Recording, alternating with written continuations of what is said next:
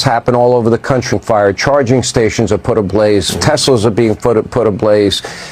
You have experienced threats of assassination for you and your family. What have you done that warrants this? Because I see nothing that you have done except help our country. Yeah, I mean, it's really come as quite a shock to me that there is this level of really hatred and violence from the left.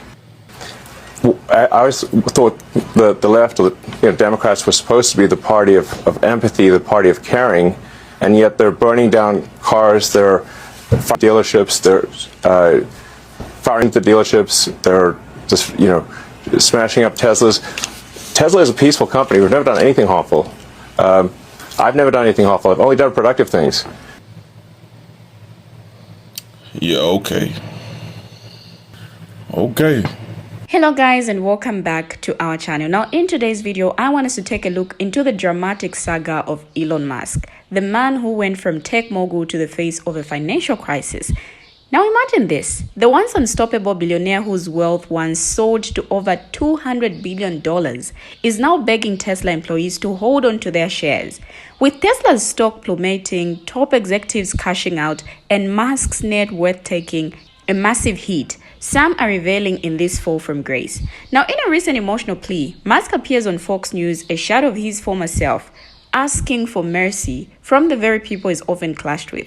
What does this mean for the future of Tesla and Musk's empire? Now, we will break it all down in this video with some people reacting differently. Some are happy looking at what Elon Musk has been doing to the rest of the world and other people at large. So with that said, let's get into the videos as we hear what different people have to say about this news. Don't forget to give our videos a thumbs up if you enjoy our content, and be part of the commenters squad by always sharing your thoughts, your views in the comment section down below. First y'all made Elon cry, now y'all making him beg. I love it. I love it. I absolutely love it. This man is literally begging Tesla staff to hold on to their shares. He's begging, he's pleading with them, okay? Please hold on to your shares. And remember, I put 3 fingers up, 4 top business executives for the company sold over $100 million worth of shares in early February.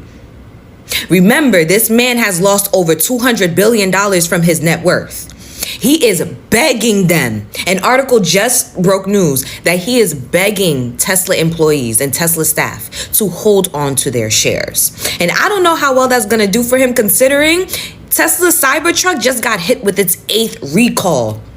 8th recall over safety regulations. Like, apparently, the outer external panel, you can literally peel. It is peeling off, especially for parts of the windshield. It literally is peeling off. And you could peel it off yourself if it doesn't do it on its own. And now y'all got him begging. And you know me, I tell you guys to go and fact check. Go on MSN.com right now. The title of the article is "Musk Pleads with Tesla Staff Not to Sell Shares After Trump Backlash." It's honestly too late. It's too late. Not only did you attach yourself to Donald Trump, but when you did attach yourself to Donald Trump, you got cocky. You got arrogant. You started telling other government officials and other politicians in other countries to shut up. You was using your platform X as a means to I don't know. And I don't know. To be honest, you enraged the people, but you were using that platform as if I have this big billboard and I can basically say whatever to say. Now you've lost public interest.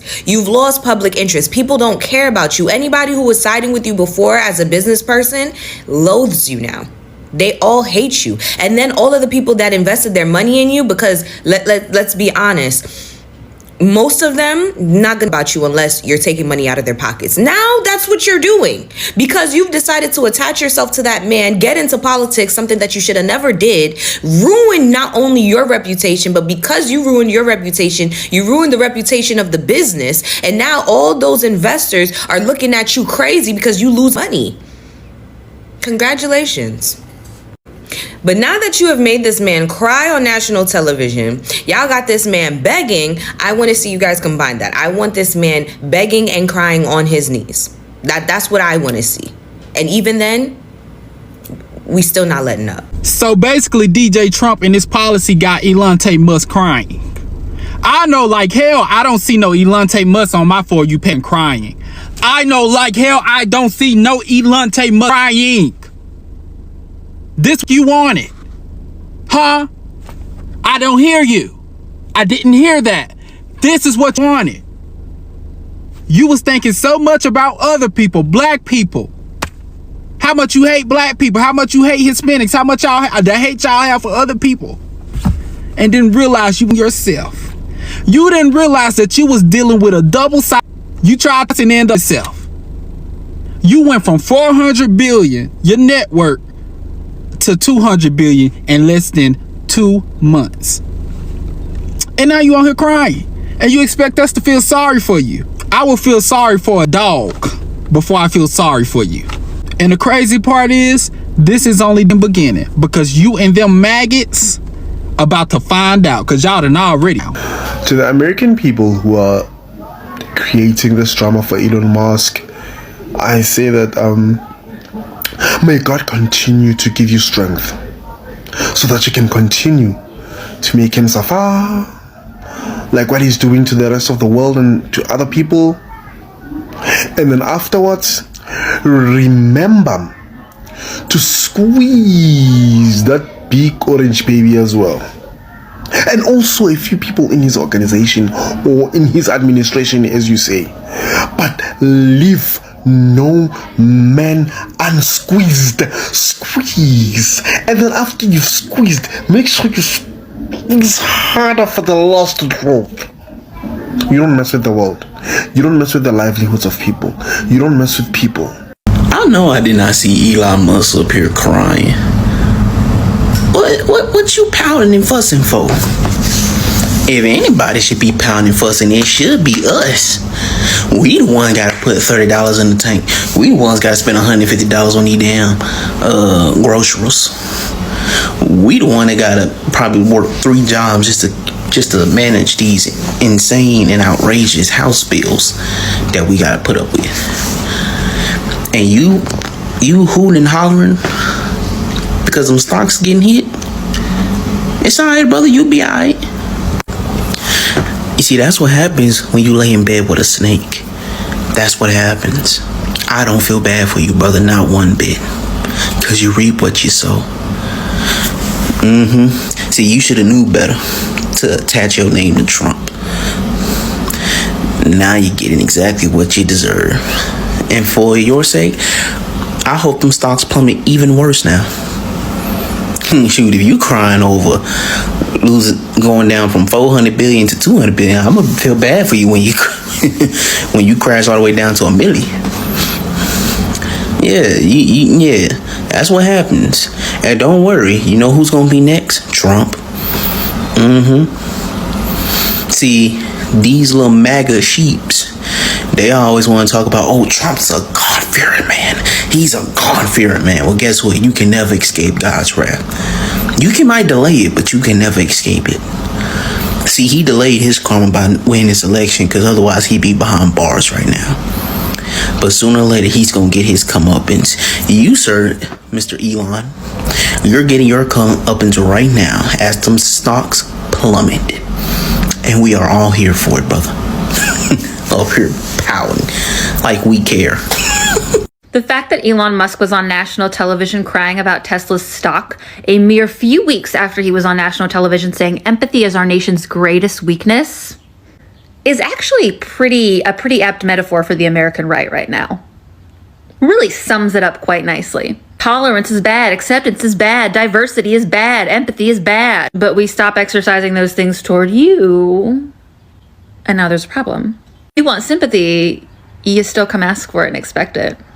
And the fact that it doesn't even register as hypocritical, like, what planet are you people on?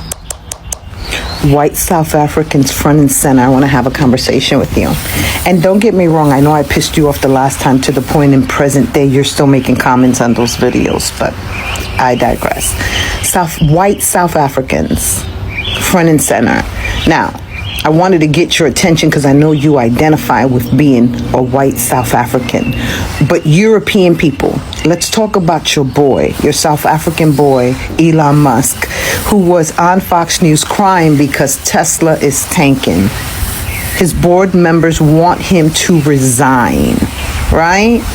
What did you think was going to happen when you already saw what was the result of apartheid in South Africa, right? What did you think was going to happen, right? A bunch of European go to South Africa. They maim, take like locusts, land, job, status. They tell black South African, the indigenous people of the land, and I'm not going to get into who was really indigenous. The black South Africans of the land, you displace them, right? And then you begin to create wealth in which Elon Musk's father still owns an emerald mine, if I'm not mistaken, in South Africa, and that's where their wealth came from. With that being said, another thing that came up in the last video is that you guys think because you have 1, 2, 3, 5% African in your blood, that makes you South African. No, it does not. It just means you have the mother gene, because the mother gene is Africans, but I digress. That's a conversation for another day. And so what did you think was going to happen to Elon Musk?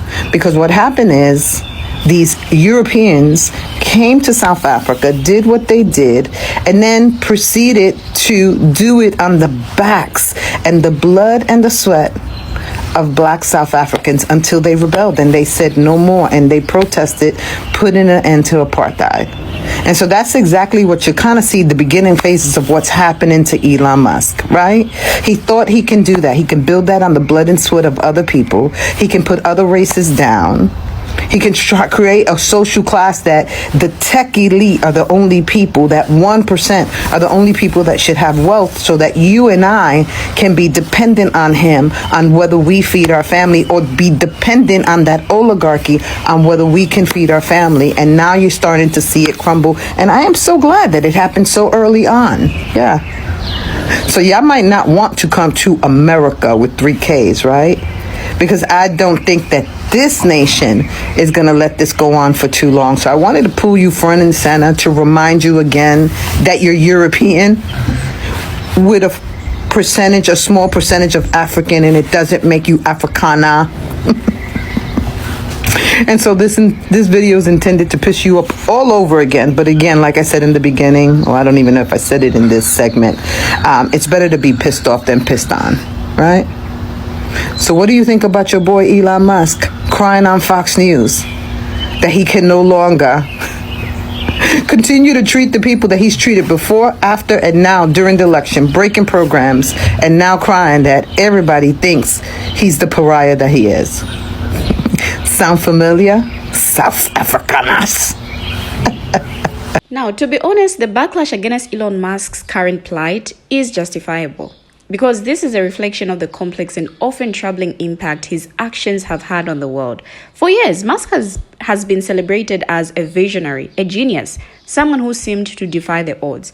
But as his empire has expanded, so have the consequences of his decisions that have deeply affected the lives of others. From his erratic leadership style at Twitter, which has led to mass layoffs and chaotic work environment, to the volatile nature of Tesla's stock, which directly impacts the financial security of its employees and investors, Musk has demonstrated a willingness to prioritize his own ambitions, often at the expense of others.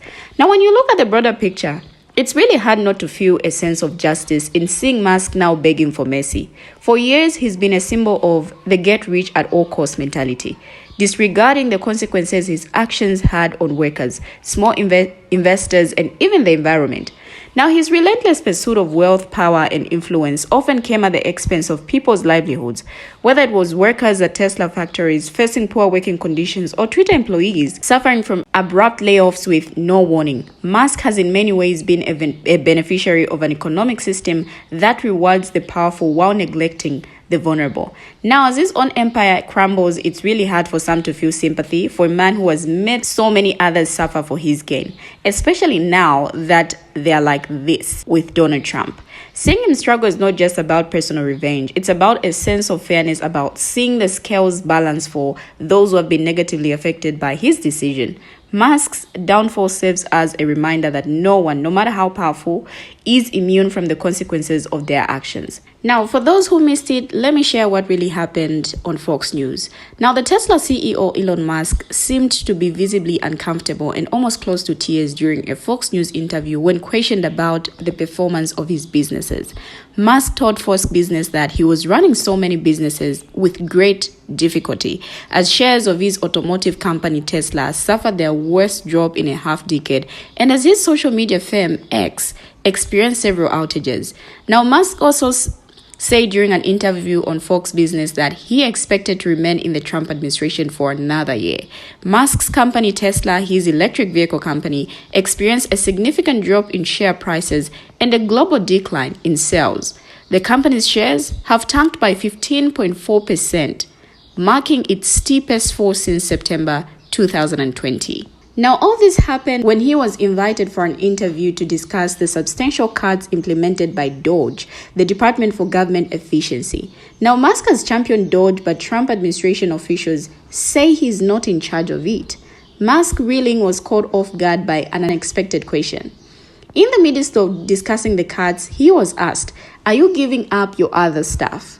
I mean, how are you running your other businesses?" And Musk looked down before responding with great difficulty, a response that has led many online viewers to suggest he appeared uneasy. He let out a quite somber chuckle, appearing as if he was about to speak, but instead a heavy sigh escaped him. I mean, he barely got the words out before he was cut by the host, guiding the conversation back on track. There's no turning back. You were saying? Now, after taking another deep breath, Musk returned to his usual talking points about DOGE, stating, "I'm just here trying to make government more efficient, eliminate waste and fraud, and so far we are making good progress." Now, his interview video, or clip rather, has been met with widespread mockery from the online community that we're not going to lie. Musk currently serves as CEO of SpaceX, XAI, and Tesla. Now, he plays a key role in X's technology and product operations, but since the billionaire took on as Trump's key advisor, Tesla's shares have plummeted. Now, Tesla's recent downturn has coincided with a broader Wall Street sell, off driven by uncertainty over the Trump administration's trade policies. Analysts have linked Tesla's declining sales and stock performance to Elon Musk's vocal support for President Donald Trump and other far-right political figures worldwide. Now, it is reported that Musk reportedly donated $270 million to Trump's 2024 campaign, shared the stage with him, and celebrated his victory over Democratic candidate Kamala Harris in November. And Tesla's stock initially soared to $479 per share by mid-December, but has since tumbled, shedding 40% of its value. Musk has become a central figure in the Trump administration's push for aggressive government downsizing, spearheaded by the newly established Department of Government Efficiency, DOGE, and the department has vowed to slash federal jobs and significantly reduce government spending. However, analysts suggest that Musk's political shift may be alienating Tesla's core customer base, typically affluent, environmentally conscious consumers who prioritize sustainability.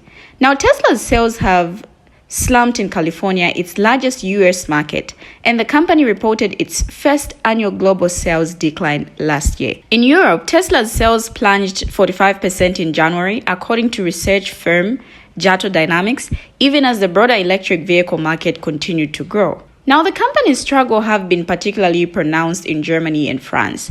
Meanwhile, Musk has courted controversy by expressing support for a far-right pro-Russian and anti-Muslim party in Germany. He has also made headlines for calling the British Prime Minister an evil tyrant and dismissing Canada, a key Tesla market, as not a real country. Tesla isn't the only Musk-led venture facing difficulties. On Monday, his social media platform X suffered multiple outages, which he blamed on a massive cyber attack. And additionally, a SpaceX rocket exploded and disintegrated over Florida just 2 months after another failed launch. Honestly, it's really hard not to feel a sense of irony as Elon Musk, the billionaire entrepreneur, finds himself in a tight spot. He's been actively supporting policies that have caused suffering for many, leading to job losses and funding cuts. Now his own business is facing challenges and is showing signs of distress. You have to wonder, is this a case of karma coming full circle? I don't know if we can call it karma or not, but Musk's influence on global technology policy and innovation is undeniable. However, his actions have consequences, and it seems those consequences are now affecting him personally. Like, it's really surprising to see how quickly Musk's demeanor changes when he's the one facing difficulties. The people affected by his policies have been dealing with distress and hardship for a long time now. It's almost as if Musk expects his business to be immune to the challenges he's helped create for others. We have finally come to the end of the video, but what do you, our viewers, have to say? Share your thoughts, your views, your contributions as well on what you think about this in the comment section. Thank you for always watching, and see you in our next video as we bring you another video.